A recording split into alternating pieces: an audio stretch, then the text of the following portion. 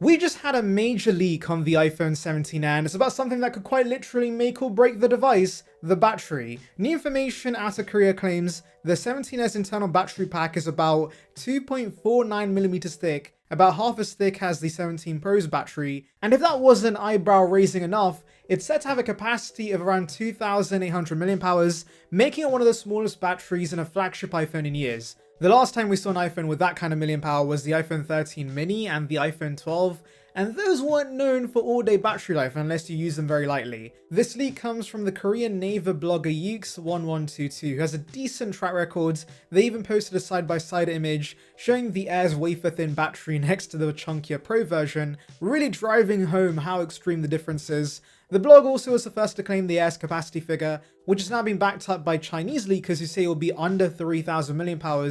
For reference, we already know the Pro Max could pack a battery that's around 5,000 mAh this year, so the Air really pales in comparison in this aspect. You might be wondering though, what happened to silicon carbon batteries? Ming-Chi Kuo previously told us the Air would use a high density cell, which meant Apple could pack in more energy into a physically smaller space, but a 2,800 mAh battery does not really reflect that. Well, I'm assuming it's scaling issues. I know many Android phones have started implementing this tech in their phones, the size of the regular iPhone 16 packing 6,000 mAh batteries, but do remember those phones are mainly being released in China and being produced at a much smaller scale than Apple. I'm guessing since silicon carbon batteries are relatively new technology, Apple suppliers simply can't produce millions of these for the 17 Air, so we're stuck with a limited battery capacity instead. Just want to quickly pause to remind you to hit that subscribe button. We're pushing towards 20,000 subscribers and every sub counts. It brings the latest of Apple right to your feeds, so thank you in advance. Now before you panic about the idea of charging this halfway through your day,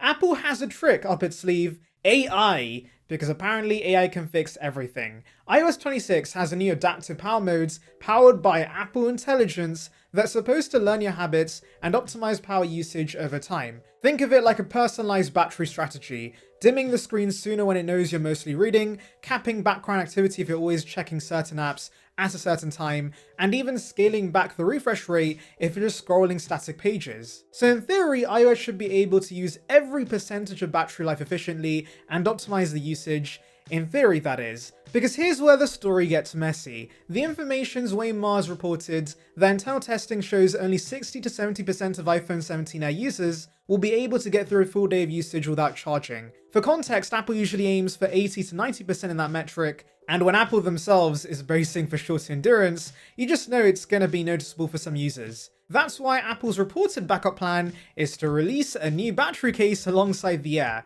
The irony here is incredible. A phone that's marketed as the thinnest ever, with an official accessory that bulks it back up just so it lasts a day. But for those who want the ultra thin experience but still need juice at night, it's a practical solution, I guess. Bloomberg's Mark Gurman, however, offers a more optimistic view. He believes that with hardware efficiency gains with the A19, the power efficiency C1 modem and software tuning, the Air can actually match battery life of current iPhones. That's a big could though, but it means the conversation isn't over yet. And speaking of conversations, let's step back and look at the rest of the iPhone 17 Air, because even if the battery ends up being the biggest talking point, this is shaping up to be one of Apple's most radical iPhone designs in years. We're talking about a body just 5.5mm thick. For context, the bendy iPhone 6 was 6.9mm, the M4 iPad Pro is 5.1mm, and despite its thinness, Apple managed to make it more rigid than the previous generation. If they can apply that same engineering to the 17 Air, we could be looking at an incredibly sturdy device despite its slim profile. And at just 145 grams, it's going to feel unbelievably light. That's lighter than the iPhone 14, lighter than the iPhone 10, and in the same territory as the iPhone 13 mini, which was already considered featherweight in modern smartphone terms, and do remember that's a much smaller device. The display size for this is rumored to be 6.6 inches, neatly between the regular iPhone and Pro Max. This would make it the perfect sweet spot for those who want more screen without the hand-stretching ergonomics of the Max models.